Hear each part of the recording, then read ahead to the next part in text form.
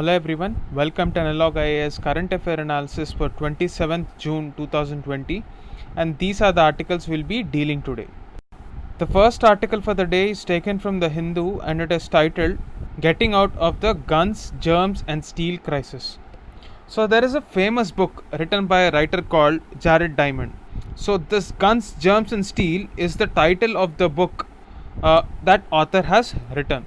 So in this particular book, he talks about how certain factors like environment, geography has favored certain civilizations and the reasons for their success. Now, using that metaphor, this writer has cleverly interpreted the present crisis that India is going through. When he refers to the guns, he is talking about the issue of defense. When he is talking about the germs, he is talking about the health crisis due to COVID. And when we are talking about steel, it is the suffering that the manufacturing sector and in general the economy is facing. So when we talk about the defense front, we have to go back to our previous experiences.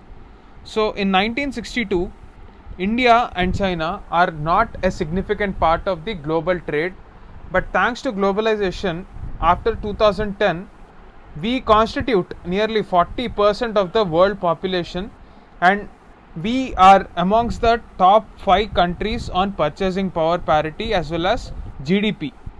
So it is in this context that we have to understand the repercussions of a tussle between India and China. Now when we are talking about the northern borders, that is the recent LAC issue, we have to take a step back and look at our previous experiences during the times of war. For example, if you take a look at the 1999 Kargil war, we had to increase our defense budget the subsequent year by 2.7% of GDP. If we take a look at the spending of defense during the war period, it was 20% more than the previous year, that is in 1998. So this tells us that in these times of crisis, when we are already dealing with COVID crisis, there is no way we can afford a war. Even though we might have certain strategic advantages, but it is advisable not to escalate this to a war-like situation. It is not good even for the Chinese economy as well. So we have to engage in diplomatic talks without giving up our sovereign issues. So the next thing is, how do we deal with the economic crisis? So based on these 3 factors, this article is trying to address the issues. So the first topic that the author is trying to talk about is the health, because it is the number 1 priority right now. So till now the issue is India has not spent enough money on its public healthcare infrastructure. So the author believes that in the next couple of years, this is the opportunity to increase investments in healthcare sector.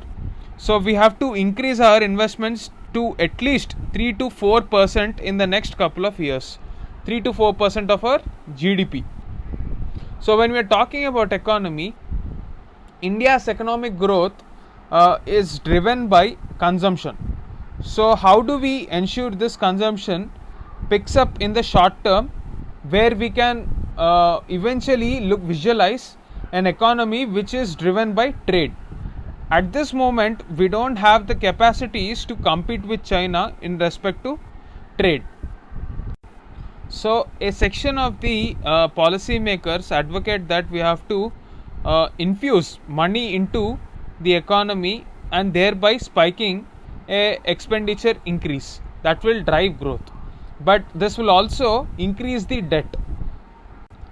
The other section of policy makers feel that we have to infuse money into the economy, but not directly but indirectly through structural reforms, thereby creating jobs, but this will take a lot of time. So meanwhile, we have to again come back to the first point, that is putting money into the hands of the people.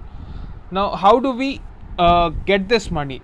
The only option available is through taking more loans.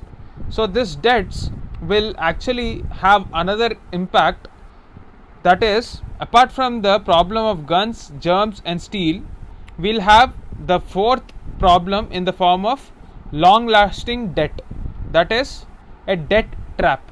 So, in order to avoid this, some other policy makers suggest that we have to just print money, because by printing money, the theory that it will spike inflation has been proven wrong in the case of United States, because in 2008 United States has done the same thing through quantitative easing.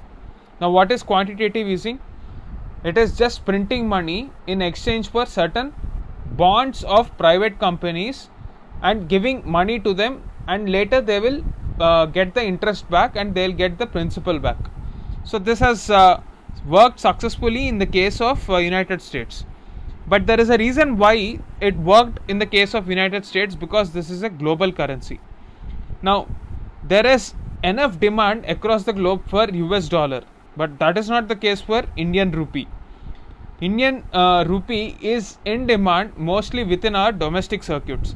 So this will obviously increase inflation and it will lead to price increase, and eventually there will be a supply side crash. So given all these possibilities, the only way we can go forward is to ensure that we raise the debt levels so as to improve our growth patterns. However, this growth should not come from unwise spending or just normal spending, but it should go towards infrastructure development, and at the same time this infrastructure creation should create enough number of jobs in the short term for people to have money. That should drive the growth. So that is the gist of this article. The second article for the day is taken from Live Mint and it is titled Government Plans to Levy Duty on Solar Cell Components. So we know that according to our INDC targets in Paris Climate Deal, our country has been continuously encouraging renewable energy as a source of power by 2030. So in a drive to move towards this renewable energy, our government has been encouraging solar power. Now the most important component of solar power is this equipment, and nearly 85% of the equipment is coming from China till now. So in order to hurt the Chinese economy, especially in the context of the Galwan Valley crisis that we are seeing on the northern borders near the line of actual control, the government has decided to impose a basics custom duty of 29%. So this is coming in the backdrop of the backlash that we have seen in the India-China border issue. So if we look at the specifics, India has 34.6 gigawatts of solar power with an aim to have 100 gigawatts of solar power by 2022. So the basic objective of this initiative is to ensure that Indian competitors are at advantage. Now the real question that this article did not explore is whether this would be compliant with WTO norms. Now in WTO norms, such kind of custom duties can be issued or imposed in some peculiar cases which are concerning national security. Now the caveat here is we have to prove that raising the